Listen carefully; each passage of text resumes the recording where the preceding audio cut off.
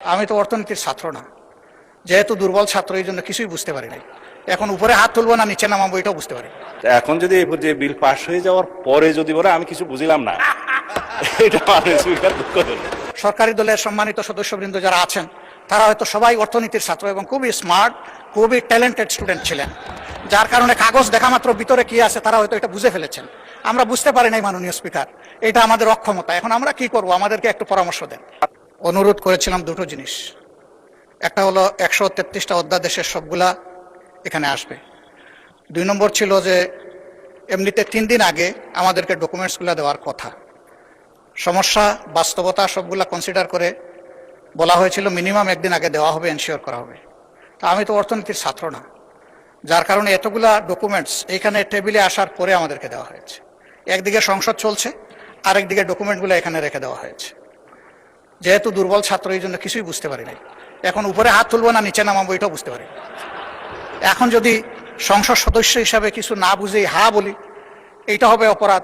যদি না বুঝে নাও বলি, এইটাও হবে অপরাধ। এই জন্য আমরা চুপ থেকেছি মাননীয় স্পিকার। আমাদের অবস্থান এখন তাই। আমি জানি না এখানে বিজ্ঞ সরকারি দলের সম্মানিত সদস্যবৃন্দ যারা আছেন তারা হয়তো সবাই অর্থনীতির ছাত্র এবং খুবই স্মার্ট, খুবই ট্যালেন্টেড স্টুডেন্ট ছিলেন, যার কারণে কাগজ দেখা মাত্র ভিতরে কি আছে তারা হয়তো এটা বুঝে ফেলেছেন। আমরা বুঝতে পারি নাই মাননীয় স্পিকার, এটা আমাদের অক্ষমতা। এখন আমরা কি করব, আমাদেরকে একটু পরামর্শ দেন।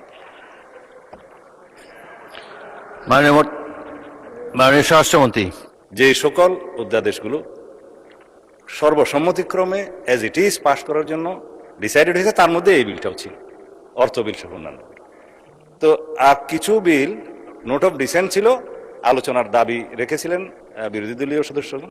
সেটি ইতিমধ্যে আপনি 2 মিনিটের জায়গায় 10 মিনিট 15 মিনিট যেভাবে আপনি উপযুক্ত মনে করেছেন আলোচনার জন্য দিয়েছেন। তো এখন যদি এই যে বিল পাশ হয়ে যাওয়ার পরে যদি বলে আমি কিছু বুঝলাম না, এটা মানে স্পিকার দুঃখ হলো। যদি আপত্তি দিতেই হতো উত্থাপনের পর, তারপরে সেকেন্ড রিডিং এ বিবেচনার সময়। তো সেই জন্য আমি স্পিকার, এটা আরো দুঃখ পেলাম, এই কথাটা আরো দুঃখ পেলাম। আপনি আপনার কাছে আমরা প্রথম দিনই আশা করেছিলাম, আপনিও বলেছিলেন যে আপনি জাস্টিস মেনটেন করবেন। সফার আপনি অনেক করেছেন, কিন্তু আজকের দিনটা এই সময় এসে আমরা জাস্টিস পেলাম না মাননীয় স্পিকার। মাননীয় বিরোধী দলের নেতা চিফ হুইপের অ্যাসুরেন্স যে প্রত্যেকটা বিল আগামী সেশনে আসবে, আপনার মেইন কোয়েরি তো এটাই ছিল। বিশেষ প্রত্যেকটা বিল আসছে, বিশেষ কমিটিতে অ্যাসুরেন্স, উপদেষ্টা কমিটিতে অ্যাসুরেন্স, সবই তো উলটপালট হয়ে যাচ্ছে একটা অংশ।